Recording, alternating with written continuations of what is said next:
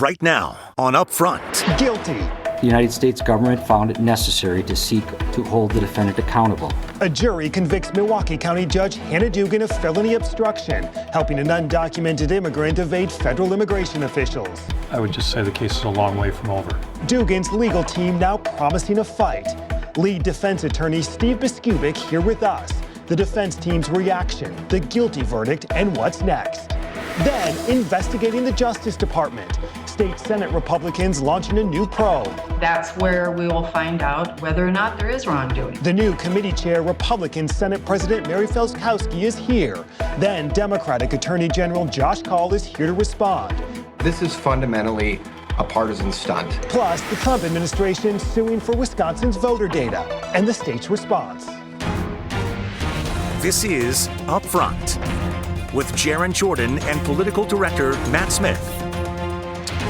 Hi, everyone. Thanks for joining us. 6 hours of deliberation. The jury Thursday night in the Hannah Dugan trial coming back with a split verdict.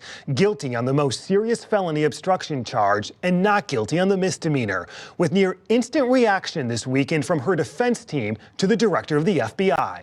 Milwaukee County Judge Hannah Dugan silent as the verdict was read late Thursday night. Not guilty on the misdemeanor charge, then guilty on the felony obstruction, impeding the planned federal arrest of Eduardo Flores Ruiz at the Milwaukee County Courthouse.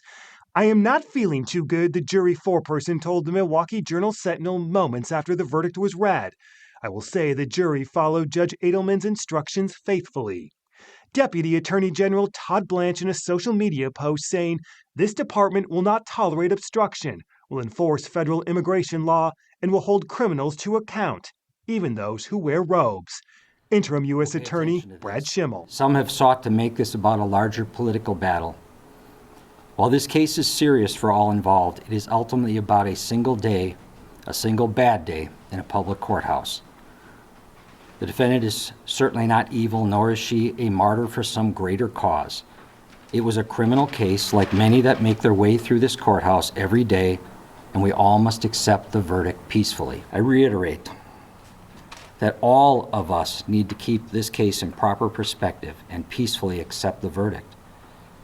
This is a serious matter for which the United States government found it necessary to seek to hold the defendant accountable. Friday, Republican Assembly leaders said they would begin impeachment proceedings if Dugan didn't immediately resign as a Milwaukee County judge. It is our view that she is out of office, and we're hoping to see some acknowledgement of that.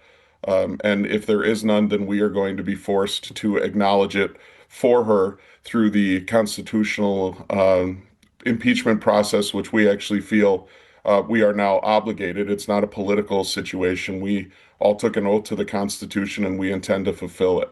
Meantime, former U.S. Attorney Steve Biskupic helped lead Dugan's defense team. Immediately Thursday night, they said they'd fight the guilty verdict, and they're laying the groundwork to do so. Judge Edelman setting a briefing schedule and not a sentencing date. Biskupic with us shortly after.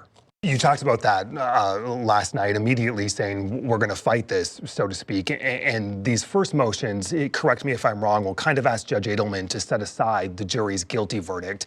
How do you prepare that argument, and what is that going to look like? Yeah, I mean, obviously lawyers want to raise whatever appropriate legal arguments and challenges can be made. And I know a lot of time the public is like, what's this? It's just this, technicalities, but obviously, I think it was Justice Scalia said one man's technicality is another man's fundamental constitutional right.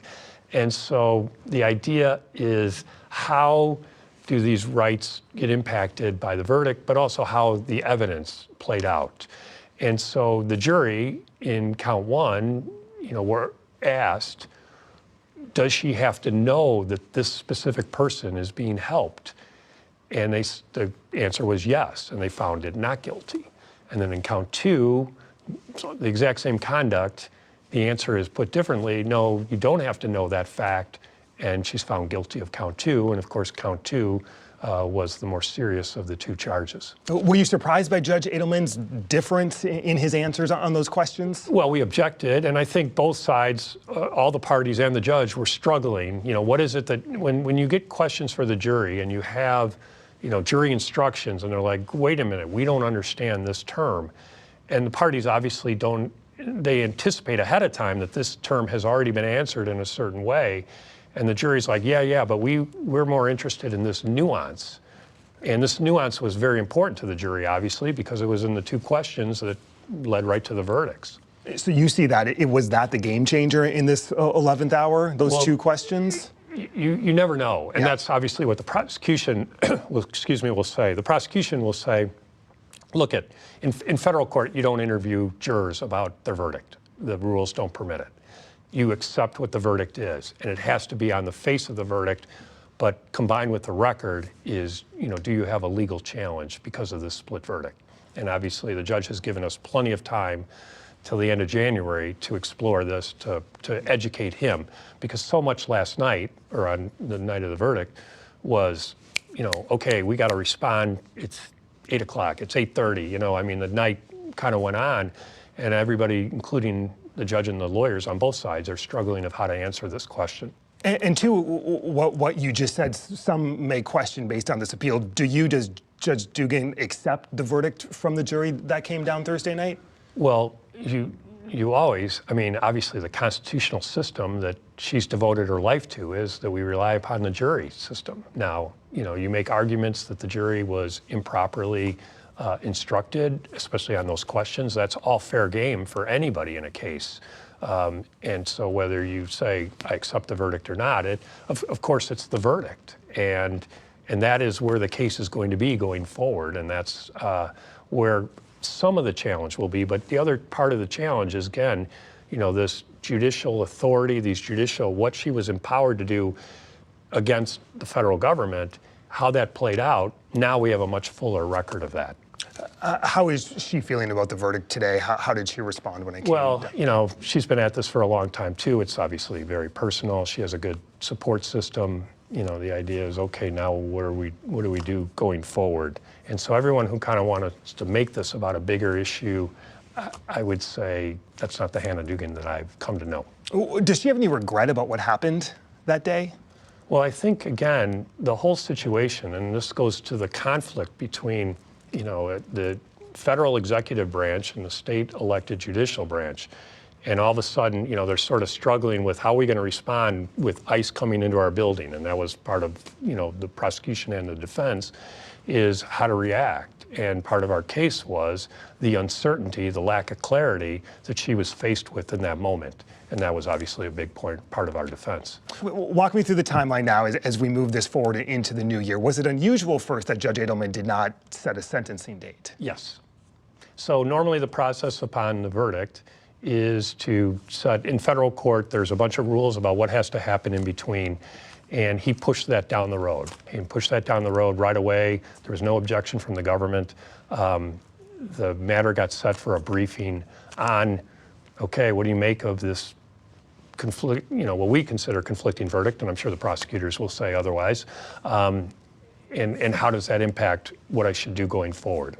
Do you honestly think he will seriously consider undoing what the jury of 12 people decided? I don't think it's that the way you phrase it. The question is whether the jurors were presented with the proper answer to the questions that were given. And you don't believe? Well, we certainly argued at the time that, especially for count 2, that the change from what was answered in count 1 and the change in the answer in count 2, obviously was all the difference in the world.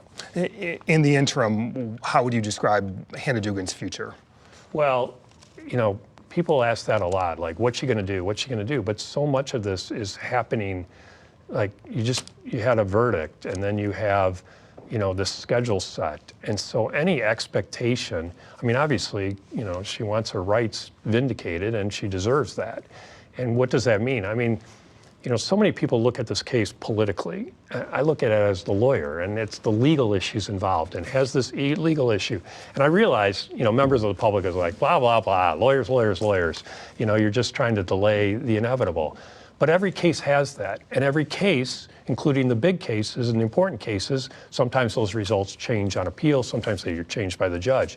And so why would any defendant throw up their hands and go, okay, well, I need to accept this without examining the record, having this fleshed out in front of the judge. And I would say that that's the immediate plan, and how that impacts her long-range plans depends on how those immediate plans are dealt with by the judge. Defense Attorney Steve Biskupic. Steve, thank you so much for your time. We Happy to appreciate be it. here. Great, thank you. Coming up, state Senate Republicans launching an investigation into the Department of Justice. The new committee had Republican Senate President Mary Felskowski standing by, plus Democratic Attorney General Josh Kaul here to respond.